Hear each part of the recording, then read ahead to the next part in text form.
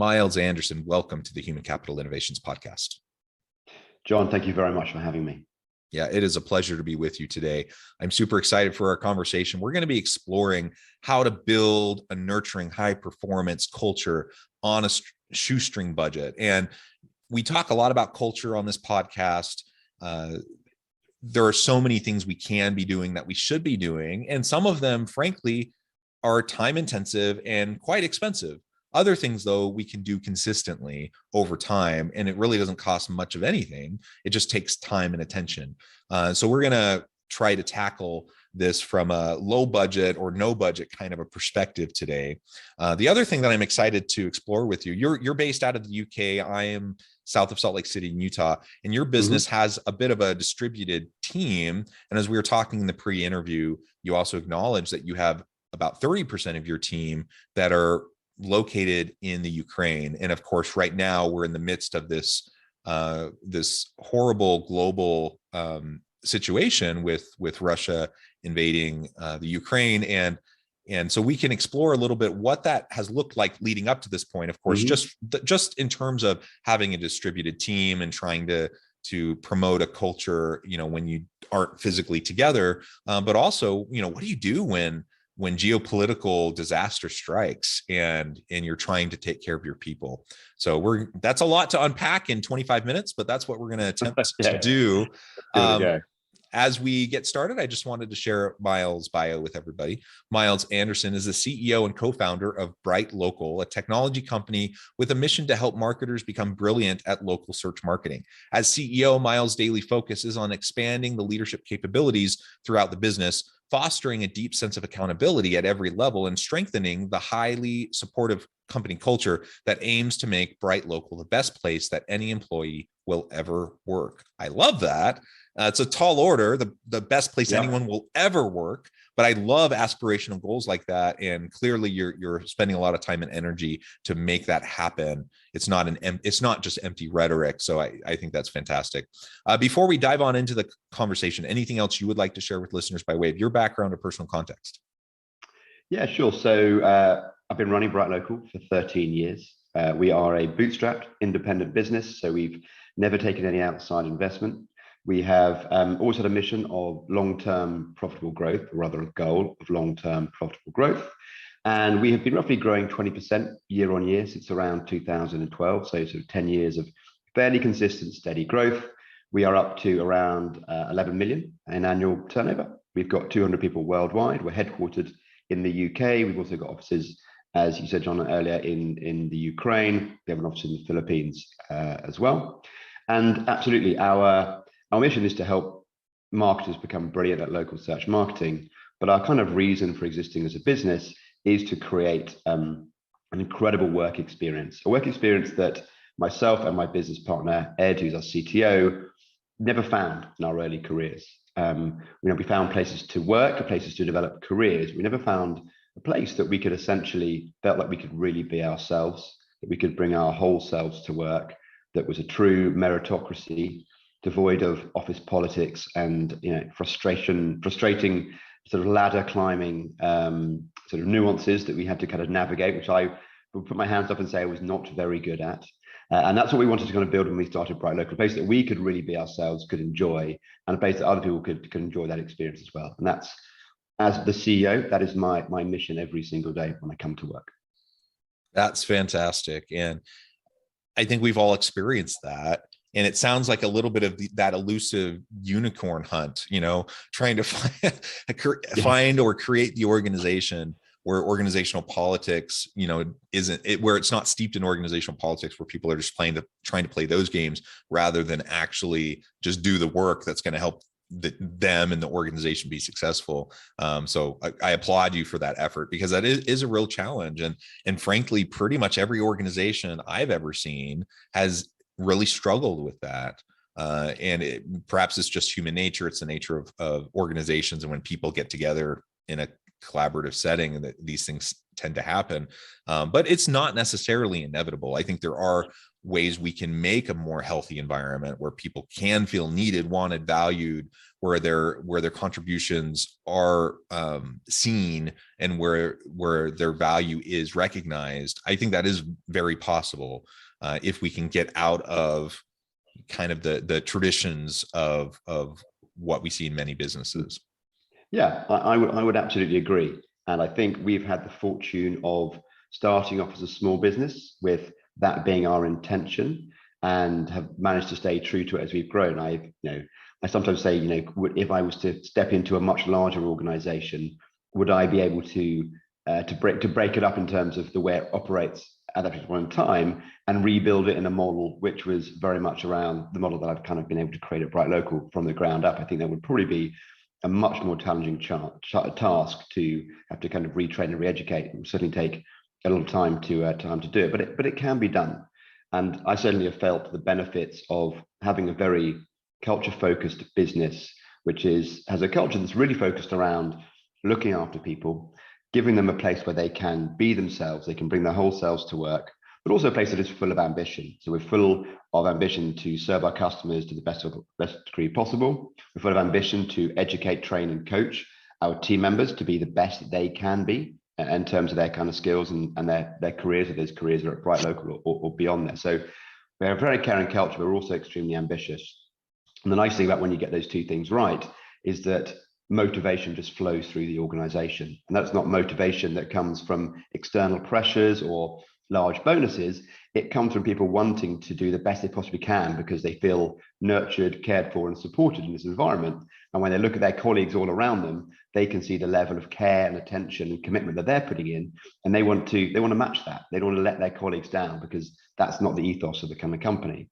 And I get the fruits of that every day as a CEO, because I don't sit at my desk wondering how to motivate people. I sit at my desk wondering how to take care of people, and actually how to avoid burnout, because actually that's more of a problem within our organization, is people sometimes working overtime, working weekends, just because they feel they don't want to let the team down, they don't want to let themselves down or the sort of business down. So we have to sometimes pull them back from the brink a bit rather than push them towards it.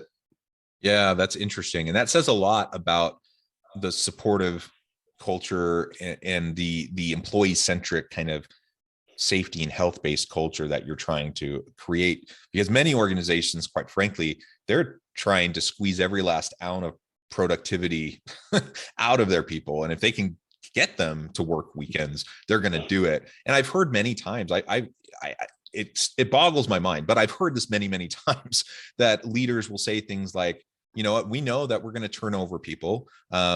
So if we're going to get them for a year or two, we're just going to we're going to run them into the ground, get every last ounce of work out of them that we can, and then we'll send them off, to their next employer.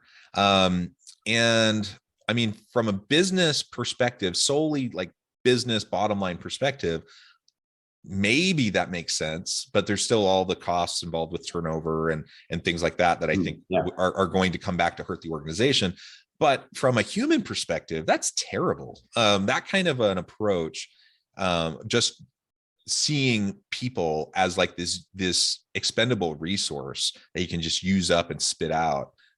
It's just so contrary to my fundamental kind of philosophy of life and business and leadership that, I just can't abide that. And so I love to hear, how your approach towards support and actually trying to counteract burnout, you're actually taking the opposite approach. You're actually trying to proactively get people to take time off, take the weekends, take vacation, like don't burn yourself out, take care of yourself, practice self-care, and be healthy.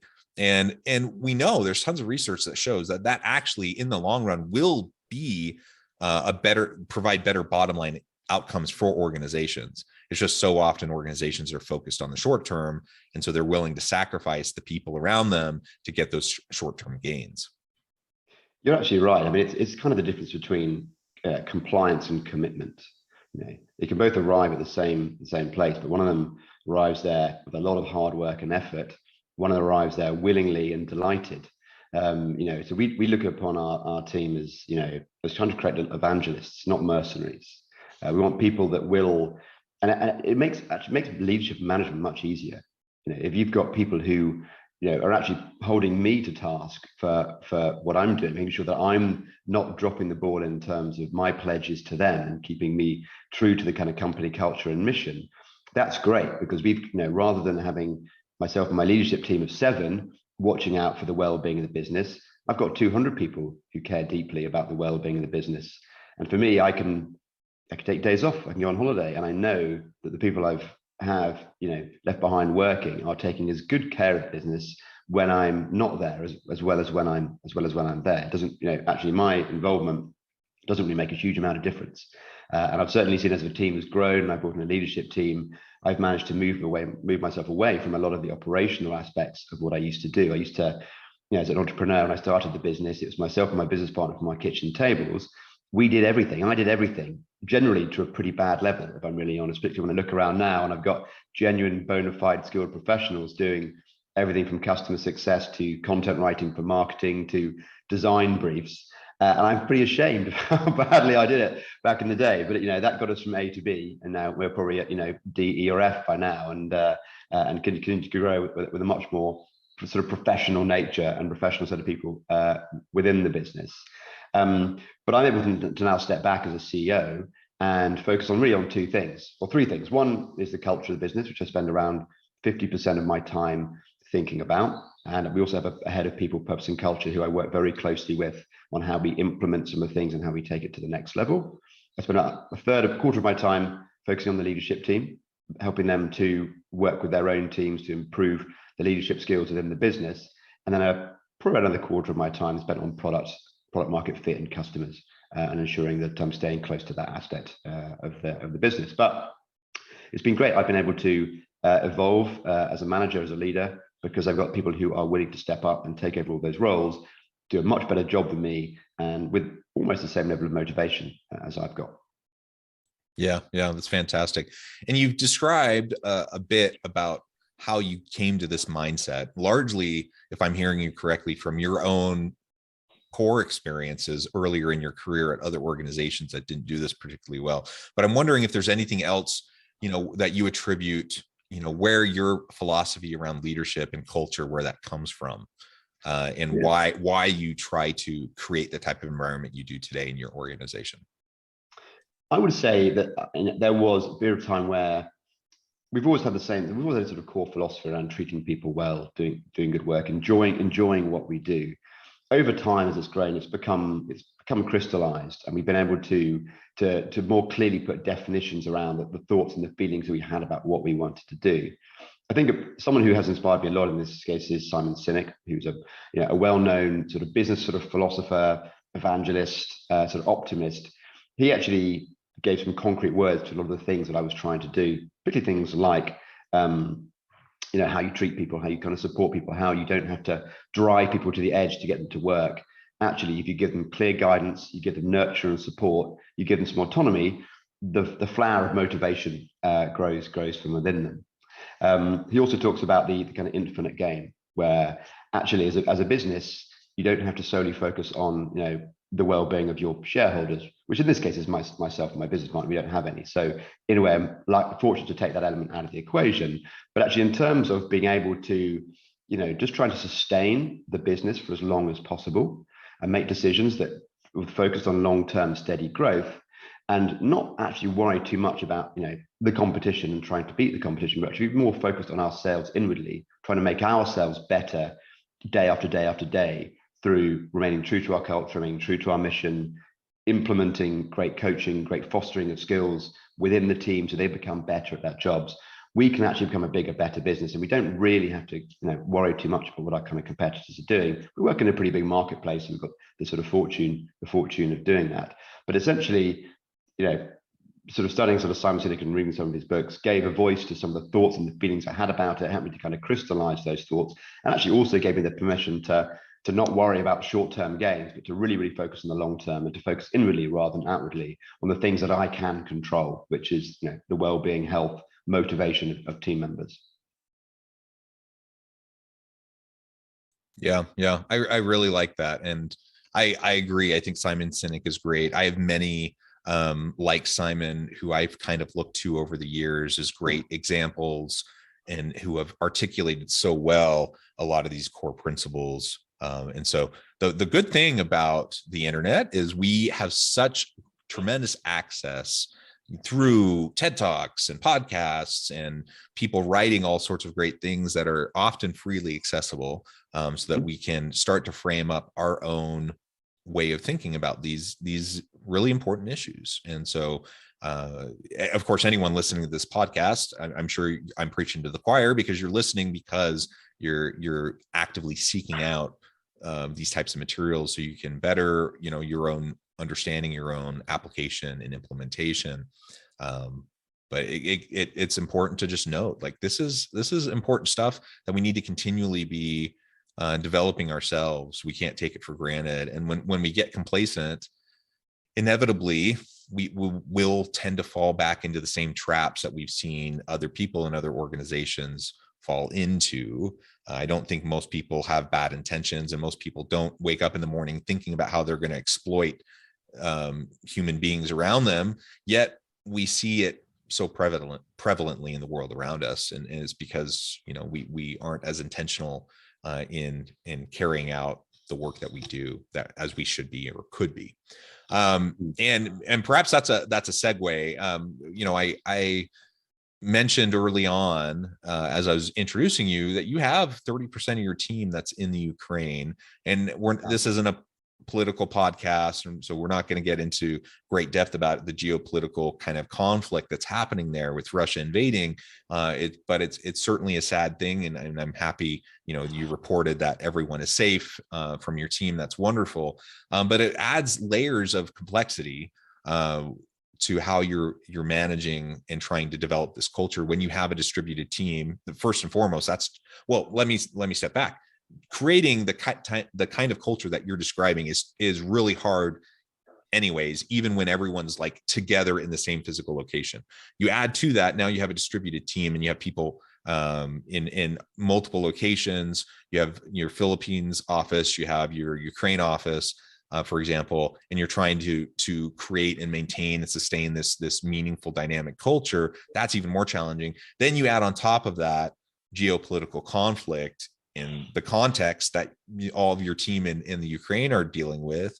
And I just can't even imagine. I don't even know how you go about dealing with that. So maybe you can just walk us through a little bit about what you've done this past week, for example, in trying to understand and meet the needs of your people in the Ukraine.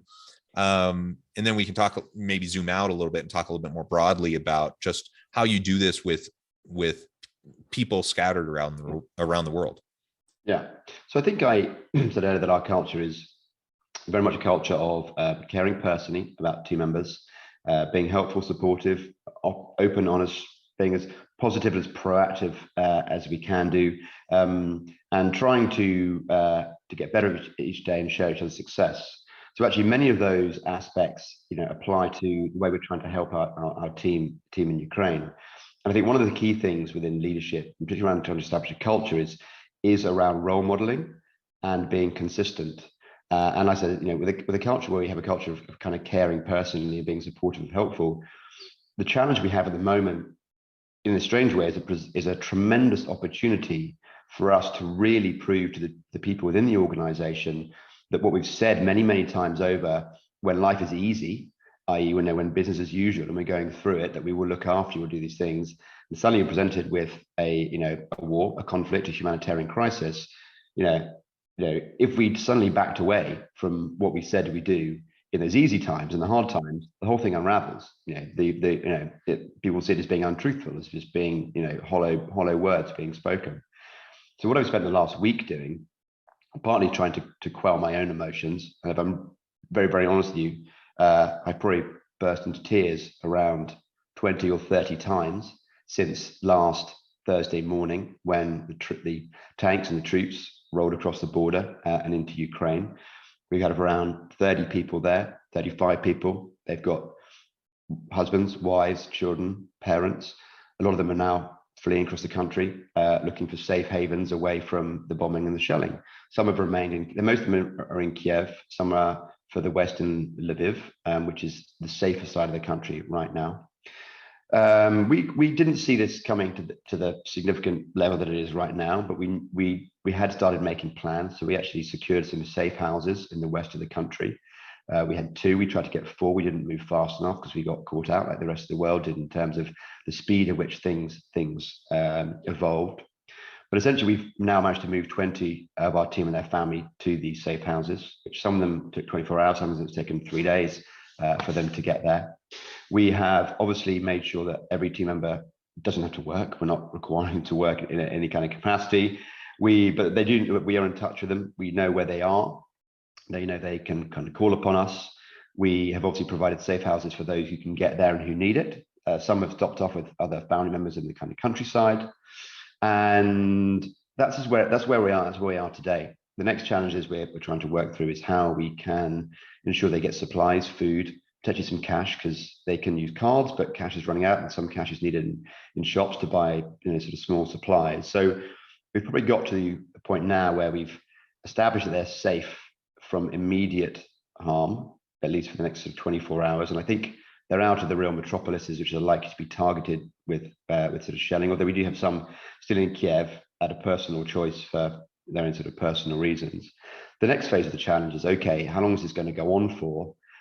Not from a business point of view, but how do we get supplies to them?